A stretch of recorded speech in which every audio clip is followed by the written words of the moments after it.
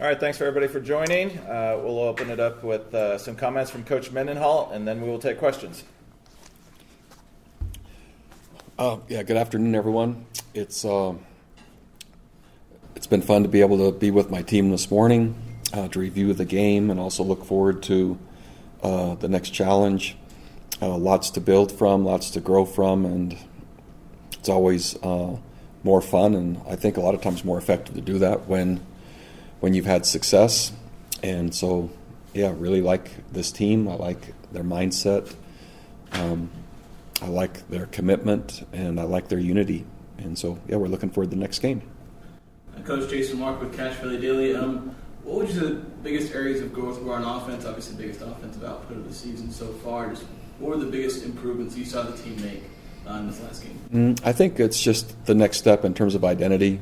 Coach McGiven and our offensive staff just become more clear about the resources we have, what fits us best, what fits Bryson best, and how best to manage the game. Now, every opponent's slightly different, but that doesn't mean offensive identity drastically changes week in and week out. So I think just the biggest takeaway is the clarity we're gaining on the style of play, on the roles that our players have, and the way the ball is distributed and how, I think, is probably the biggest takeaway.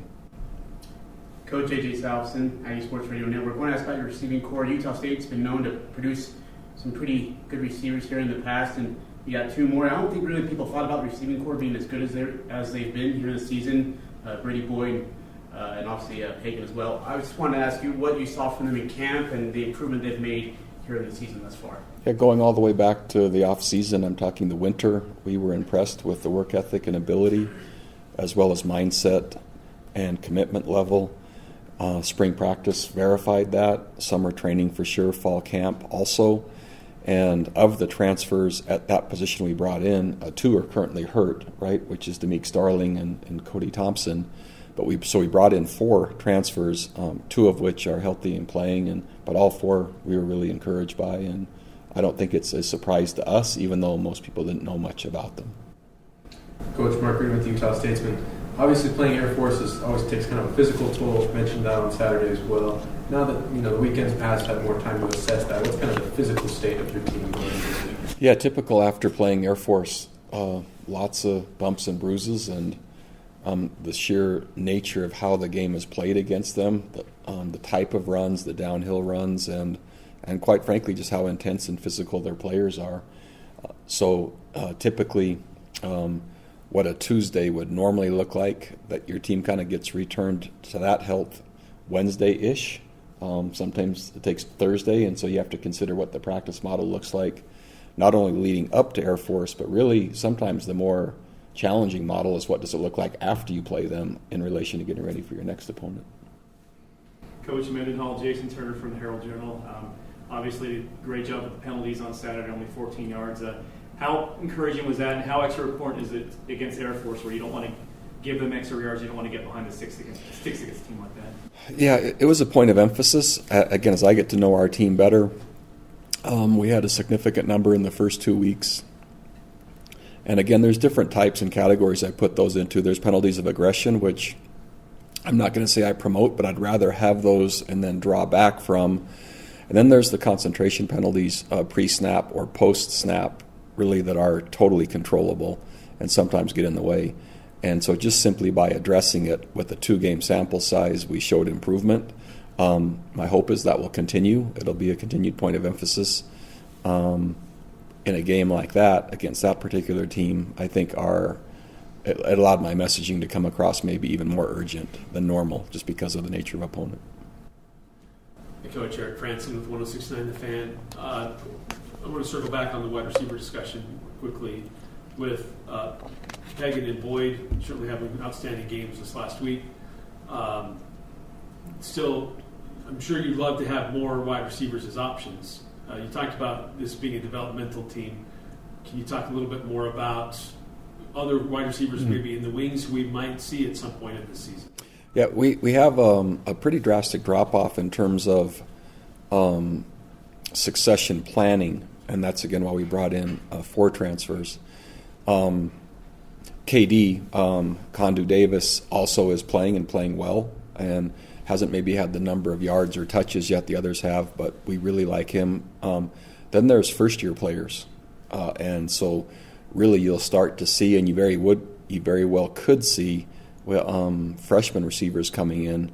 A really tall receiver in Caleb Mitchell, Ty Olson has done all kinds of nice production things in high school, and Nico Boncor.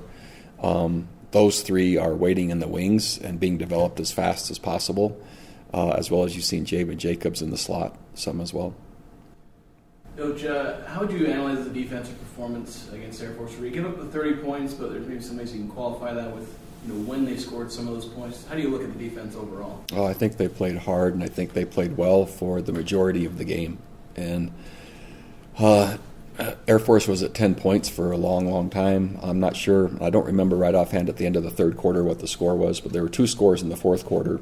And really those came just quite frankly on us managing the game and not anticipating possibly having that type of lead and then what it might look like to defend that lead. And so most of our preparation was on traditional type of Air Force plays. So I really was encouraged. I liked the way they played a lot. And then there's some protection of lead and then end of game things that we could have played better in the fourth quarter. Coach Braxton Barnes winning out with Offensive Player of the Week. I saw you after you left your press conference on Saturday have a private conversation with Bryson and maybe words of encouragement, positivity. But can you just talk about what he's meant for the team and this program, being in this new era with you as new head coach and such? Yeah, Bryson reflects stability for the team that was coming back, but also for the new players coming in. He's been a very strong voice as to what kind of program he would like to have, what it's like to be here in Logan. He's not afraid to speak his mind. He's a very strong leader. He's no nonsense. He's completely committed. He's tough, and he aligns just perfectly with everything I'd like to have in a quarterback. And so he's really been an anchor of stability in the transition. Not only between coaches, but new players coming in, and then the way he's leading and the way he's playing is really helping our team. Coach, in college basketball this weekend could be described as a trap game with an SEC opponent next week. But how do you keep your team kind of focused on the task at hand and not looking past? Yeah, it's not hard. We're so early and so new, and really all the players have to do is just turn on the film, and it's like, so the perception of what maybe an FCS opponent is, or a given name that maybe folks aren't as familiar with. In 2 of the programs that I've recently taken over, we lost to an FCS opener at the beginning, and there's really good teams, there's good coaching. Our team will not have that issue. We're hungry, there's so much to work on, and it's so early in the process that, again, the focus is completely on us, and it's a quality opponent.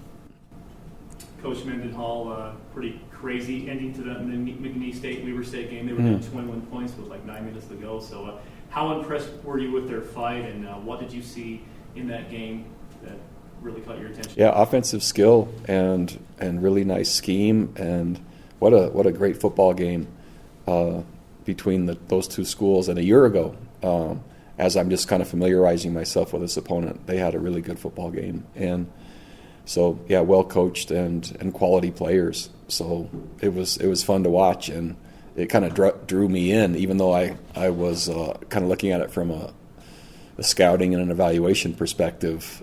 It was, you kind of find yourself as a coach, your knee starts bouncing up and down, and who's going to make a play and how. It was a great game. With McNeese, Coach, 2 players that. One goes over 100 yards rushing, one to almost 100 yards rushing. What do you see out of their run game that's making it seems to be effective for them so far? Well, there was 2 giant plays in that game that creased and went for a long way. McNeese runs. the schematics are very good. They have good players in the skill positions. They're really well coached, and even if they're defended well, they have the ability to throw it and run it, and they kind of just take advantage of where and what scheme you're playing against them. So. But in that particular game, there was 2 crease runs that went for a long ways, which kind of added to the yards. I want to ask about one player on the run game, in particular, Trevante Citizen. I think he was a transfer from a Power 5 school, if I remember right. But jersey number? I think in terms of numbers, not names. So I had this it always helps as we get to know each other. Man, I'm not great with names, but I can remember I numbers. skipped too far. Yeah. Hit on the roster page I was looking at. He was 6'2", like 225. Oh yeah, it's probably jersey 7. Yeah, so like, what have you seen from him where he's one of the bigger running backs you see all Yeah, big, physical, tough, and yeah, he's a challenge for sure. And just on their head, I don't know how familiar you are with their head coach, Matt Vader, I guess he's so. Not yet. So the way that my week normally starts, especially if I don't know their head coach, sometimes at the FBS level or the A4 level or whatever level we're calling things now, I've coached long enough where I usually have some familiarity. If I don't, I watch their team play, and then I go back to, well, who is this guy? And he's doing a nice job, which is kind of where I am now. So I've seen enough film. It's like, okay, what's his pedigree? Where is he from? Who's he studied under? And so it's kind of sequential. So by the time noon hits, I rarely will have got there yet, but that's the next kind of the next direction I'm going. Well, I suppose I'll ask this. I don't know how much you've analyzed him yet, but they have 6'6" defensive end, number 44, Phil Bradford. Man, that helps with the number. That was just so much better. I was lucky to get some counsel. But 6 tackles for loss. What do you see from him, and what have you seen from their defense in general? They have really good athletes, and again, they're coached well, and it's a quality opponent. Again, I think the earlier question is the trap game, which I think is a fair question in most circumstances in college athletics. At this time, with this program, with this opponent, no chance. And again, all you really have to do is just put on the film, and it's, wow, where did he come from, or where did they get that guy? Man, that's a good scheme. That's a good idea. And those kind of just are my thoughts. So, it'll be a great week of preparation and a good game. I just want to call back to something you said, I think it was last week, where you talked about connecting with the community. And I just want to ask, like, what do you feel like your role is as a head coach in connecting with the community and engaging with the fans? Lots. First of all, to make sure everyone in the community knows I'm appreciative to be here, and I'm looking forward to be part of the community, not above the community. I love the agricultural values here. It's what my wife and I also espouse and love to be part of. I love the faith-based community component of it. Currently, it's the most service hours in all of, Division I sport are happening at Utah State, and in Utah State football is leading that charge, so what we're giving back, I think will end up permeating the community. That's not to be seen or recognized, it's just to enhance and uplift. And then the example of who we bring and the type of citizens that our players are, just further should, I think, build a great connection of, man, by the community, these are great kids, they're us, they reflect us, and over time that kind of cements a connection that I think is really special, especially in such a cool town and a college community like we have. Coach Mendenhall, this is Trent Wood with the Deseret News. You can correct me if I'm wrong on this, but it seems like this team has a lot of versatile players. Offense, defense, a lot of guys who can do multiple things across the board. You mentioned Javen Jacobs and his receiving against Air Force. I'm curious, is that by design? You want players who can play multiple positions, do lots of things? Or is that kind of your first year of a rebuild, you just needed players who can do things because you don't have the depth yet on your team? So it's by design. I love players that can do multiple things. Earlier in my career, when Bill Belichick was with the Patriots, I remember him saying to a player in a story that he was basically telling this player, the more you can do, the more you can do. And I've added just kind of another sentence to that: the more you can do, the more you can do, and the more you can do, the more valuable you are. And so a player like Javen, who can return kicks, who can return punts, who can run with the football, who can catch the football as well, who's good on the perimeter with the ball, right? That just adds more value. And to your second point, it addresses depth as well. So rather than having to rotate a player in to do something different, we become less predictable when players can do more than one thing. Air Force's jersey number 21, man, what a really good football player, but he can do about anything. He can run it, he can catch it, he can return it. And you always kind of have to be aware of where he is, but that doesn't mean you know what he's going to do. And sometimes substitutions make an offense or defense more predictable, where a player's coming in and you know a specialty, So I prefer the other, where we have versatility. Hey, Coach Patrick Mayhorn from the Ag Ship. I have another versatile player I would like to ask about defensively, in Noah Avenger. How does it change what you can do in your secondary when you have a safety who can play corner, who can cover, who can tackle, who can do a little bit of everything? Yeah, huge flexibility as well as the creation of depth, which is important going through the season. As I mentioned the other day, our roster is getting relatively thin already with injuries and the physicality and how we practice and prepare.